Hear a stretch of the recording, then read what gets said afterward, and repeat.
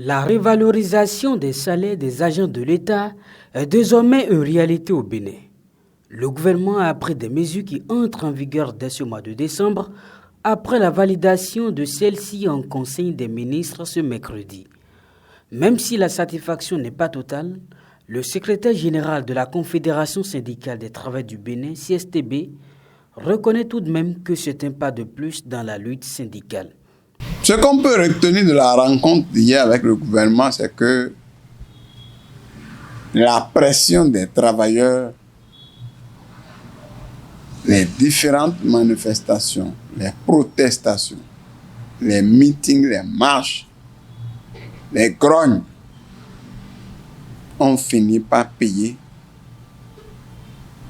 C'est vrai que ce qu'on a obtenu comme revalorisation n'est pas significatif par rapport à la revalorisation des salaires politiques. Mais il faut reconnaître que sans la pression, on n'aurait même pas obtenu le peu qu'on a eu là. À savoir, bon, c'est vrai, la revalorisation du point indiciaire est négligeable. Mais il y a l'autre revalorisation, à savoir les salaires de moins de 100 000 sont à 40 000, de 100 000 à 200 000, 35 000, de 200 000 à 500 000, 30 000, et de 500 000 à 700 000, 10 000. Ceux qui ont un salaire supérieur à 700 000 n'ont pratiquement rien, sinon ils se contentent de la revalorisation du point indiciaire qui est de, disons, de 3%. 3%, ça veut dire que si vous avez un salaire de 100 000, vous avez une augmentation de 3 000 là-dessus.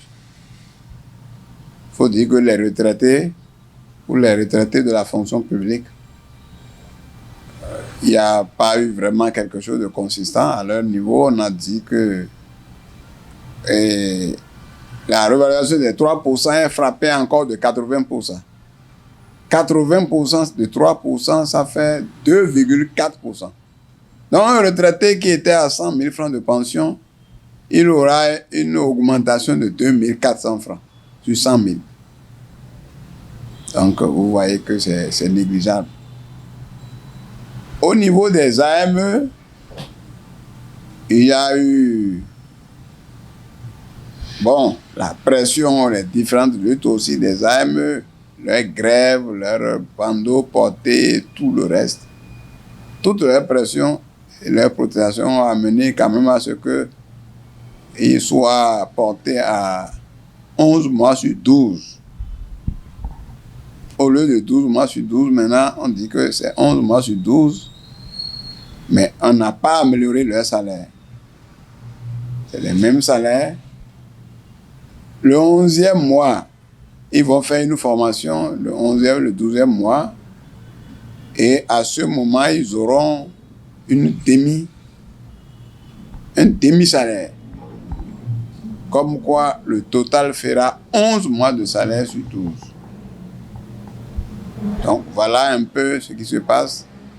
La situation se sera un peu améliorée, mais pas considérablement, parce qu'on dit que c'est 3 ans après qu'ils peuvent encore faire un test, une évaluation pour savoir s'ils peuvent devenir agents contractuels de l'État. Or, ils étaient déjà agents contractuels de l'État à partir du moment où ils ont réussi au test d'aspirant. Donc, ça, c'est un peu ce qui concerne le secteur public. Le secteur privé, il n'a eu que l'augmentation du SMIC qui est portée de 40 000 à 52 000. Nous avons plaidé pour la hiérarchisation des salaires, c'est-à-dire ceux qui étaient à 52 000 passent à combien, ceux qui étaient à 100 000 passent à combien. Et le gouvernement est resté inflexible. Le chef de l'État a dit que, bon, ça doit relever des initiatives des chefs d'entreprise privées, ce qui est dangereux, parce qu'on connaît très bien les chefs d'entreprise privées. Ils visent le super profit. Mais rien n'a bougé à ce niveau-là.